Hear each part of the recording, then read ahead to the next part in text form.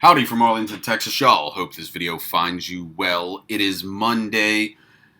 You're used to seeing Mail Day Mondays from me if you actually pay attention to my channel.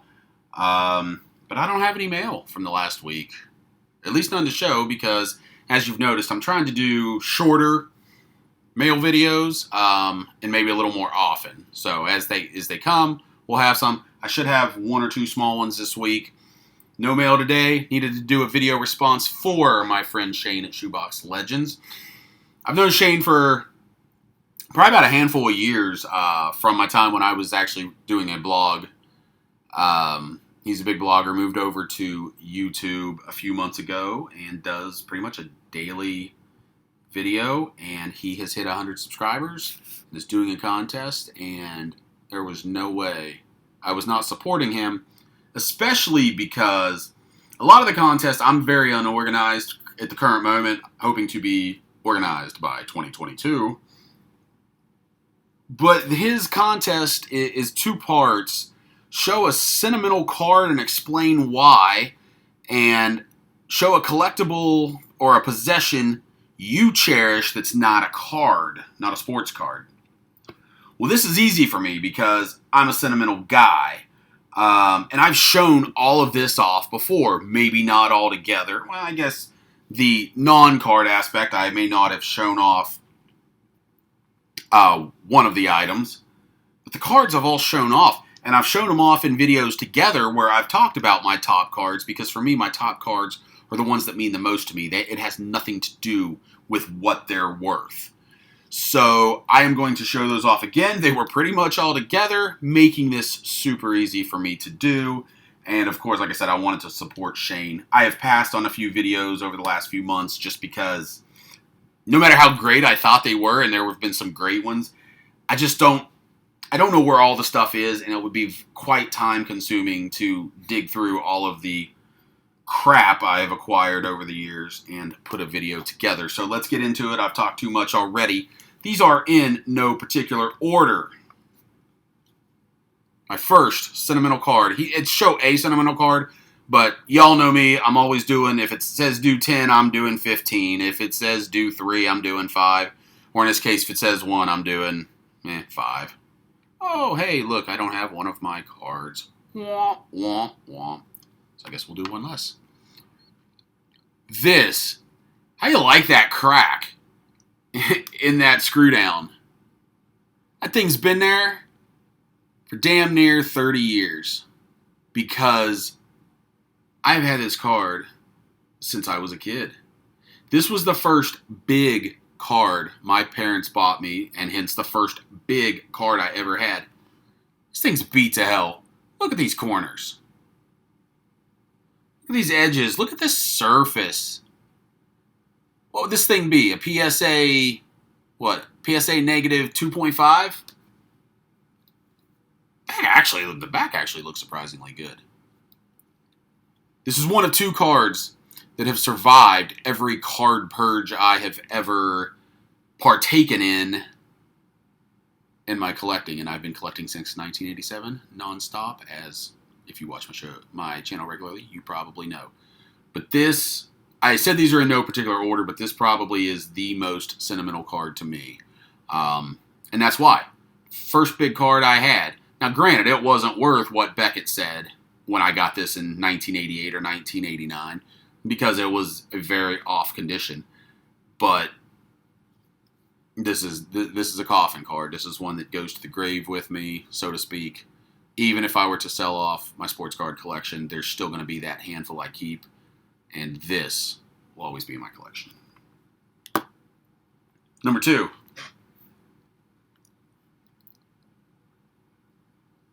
Bill Ripken, Rick Face, F Face, Fuck Face, whatever you want to call it. Why? You know, I said this is one of the two cards that have survived every purge. This is also one. Not only have I had this since I was a kid, I pulled this at a card show. I pulled it myself in 1989. I'm at a card show, and my mom lets me buy 3 packs of this from a gentleman named Bob Bailey. He owned a little grocery, a little neighborhood grocery but also sold cards. He was a card collector. $3 for a pack of 1989 cards. I mean, my mom wouldn't even let me buy 1989 Upper Deck because they were $1. But she let me buy 3 of these because she knew that Bob would not have done anything shady as far as searching and resealing. So, buy the packs. This is in a motel, so we go outside into the little foyer area, sitting area, sit down, my mom and I open the packs. And there's a guy probably... Now, you never know because people seem a lot older when you're a kid. But I'm going to say he was probably in his 20s. I pulled this card and was so excited. And that guy, he gives me a couple of seconds to savor the moment. Looks at me and says, I'll give you $20 for that card. Okay, you already know I knew what I had. I don't even know why you tried. But you said that. I'm sitting there, mind you, with my mom, and I'm 10 years old. And I looked him right in the eyes, and I told him, I said, fuck you. My mom cracked up. Surprised she didn't backhand me, but she cracked up. She knew all about it. She knew what it was. She was the one that told me because it was on the evening news one night, and she's like, you got to get in here quick, see this. And you know, my mom and dad were always super supportive of my card collecting hobby. This one has survived every purge, and like, it will always be right there with Ricky. Not gonna stand up. That's okay. Oh, hey, how about that? So, let's go to another sentimental card. I mean, can you have a Bill Ripken and not have a Cal Ripken? Why this card? I didn't pull this card. I didn't collect in 1982. I was 3 years old. But this card and this card, I got both of these in December of 2001. How do I know I got those in December of 2001? These were, now keep in mind the time, so keep in mind that this McGuire was a $250 card at that point. These were my college graduation gift from my uncle. My uncle was the man, if you've watched my videos for a long time, he's the man that got me into the hobby when I was in 1980. I started in Christmas 1986 when he gave me a 1986 Topps set. I have collected ever since without pause. I do not know myself as a card collector. In a lot of ways, card collecting is so much a part of who I am because I've always done it. In a lot of ways, I can honestly say that my Uncle Don, you know, he is as much of an influence into the man that I am as anybody, and that includes my dad. And that's no shot at my dad. My dad is obviously a huge part of creating who I am, but this huge part of me that so many people know me for and know that I've always done it, this came from my uncle, and an uncle that I didn't see very often. You know, I saw him a time or two a year if I was lucky. And that brings me to the next one, and I did a video solely on this card when I picked it up. So my uncle, again, had collected, and we're talking a guy that had, I think he had every top set from like 55 to when he stopped collecting. He stopped collecting in the early 2000s because the hobby had changed so much. Oh, hey, maybe I'm taking after my uncle because you know that I am not a big fan of the way the hobby's changing. We lost him 3 years ago, unexpectedly, to a heart attack. I had just talked to him the week before, and we hadn't talked in a while, but he had started getting back into cards just a little bit. And that was what I had gotten us talking. And, you know, I'm glad that I got those final few conversations with him. One of the last conversations we had, not the last, but one of the last, he was looking for a card that he needed to, I guess it wasn't to complete a set. I guess it was to go, I guess he was mostly a set collector, but he had his favorite players. He had Pete Rose, he loved Mickey Mantle, of course. But his favorite player all time was Rocky Colavito. And I'm guessing he was putting together a player run because he's like, I need this card. It's expensive. If you see one, what should I pay? He was asking me. And it was interesting because when I was a kid, he was the master and I was the apprentice. But as he had been out of cards for close to 20 years, I had become the master and he was the apprentice because he was asking me questions Things had changed so much in that time. eBay, just so many things had changed, and he had asked me about this card. And I don't know if he ever got this card. This has dual sentimentality to me because I picked this up a year or two after he passed. I made a video, I want to say it was either, last year or the year before, and it was, I was emotional in it, and I broke down a little bit, and I said, Uncle Don, I got that last card you needed. This note on the back. Glad we could help out, Ken, and thanks for thinking of us for what you wanted. Dave and Justin. Local guys that set up and would have been at the Dallas Card Show in the very front corner had Dave not passed away a year ago. So I'm just going to leave it there. So if you watched my video yesterday about my recap, this is another card that will become a coffin card because I'm a kid of the 80s, a card collector kid of the 80s and 90s. Beckett was the thing. We couldn't wait for the next damn issue. It was a little easier because I was collecting all sports, so I was getting 2 or 3 issues a month. I didn't buy every sport every month. Baseball was monthly. There was no doubt. Never subscribed, but picked them up at, the local card shop or whatnot. But I got this yesterday. If you want a little more detail on why, if you haven't seen my video from yesterday, take a look. You'll see why. But that will be a coffin card. Okay, so the next one I had was my Dale Earnhardt autograph. I'm too far invested into this video. I don't edit videos. It is one of the 7 that I discussed in yesterday's video, or mentioned in yesterday's video. Authentic, certified autographs. It was my very first one. My wife, she won't buy me cards. And that's okay. She'll buy me the occasional blaster if she finds it. So obviously she hasn't bought me cards in a while. She doesn't like gift cards. She doesn't like getting them. She doesn't like giving them. But, it was just a situation where it ended up I got a gift card from her for Christmas. It was an eBay gift card. So she knew what she was doing. And I bought my first Dale Earnhardt autograph with that gift card. And that gift card that is not here. I apologize. I've shown it in the past. But that is another one of my sentimental ones that no matter what will never leave me. The last sentimental card I'm going to show off. I'm going to try to get a little faster here. This bad boy right here. So I got the Earnhardt JSA cards authenticated. I mentioned that on yesterday's video. Only once before have I bothered getting an autograph authenticated, and here it is.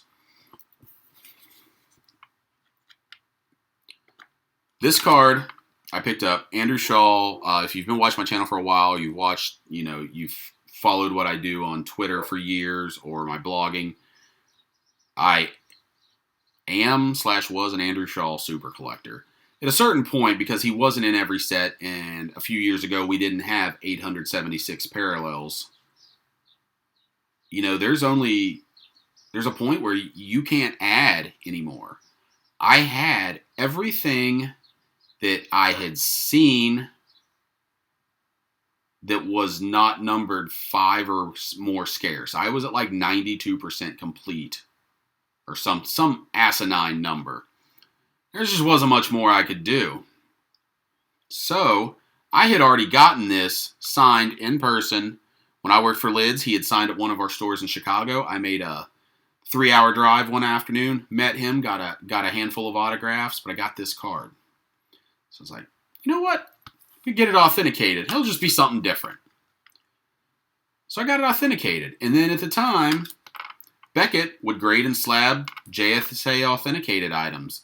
So I took this from a base card to an autographed card to a certified autographed card to a graded certified autographed card. And it's just a unique piece to my collection. So this, I've not sold off any Andrew Shaw cards that I didn't have multiples of. I've considered it over time. And if I ever do, this card, it ain't going anywhere. That is mine. I've got a story attached to that. And that's what this hobby should be about. Stories, memories. Jeremy, IPTTM, likes to talk about how many stories I have. Well, that's a story. Oh, why why I don't want to put it in that. All right, so let's move on. At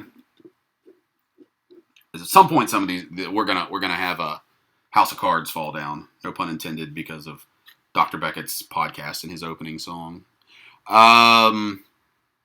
I have three other items, and he said not sports card related. So you've seen probably my Project 2020 custom made by JT. It's Triple Crown 24. Well, not only did I have him do that, I had him do one for my wife and stepson. My wife is a Stars fan.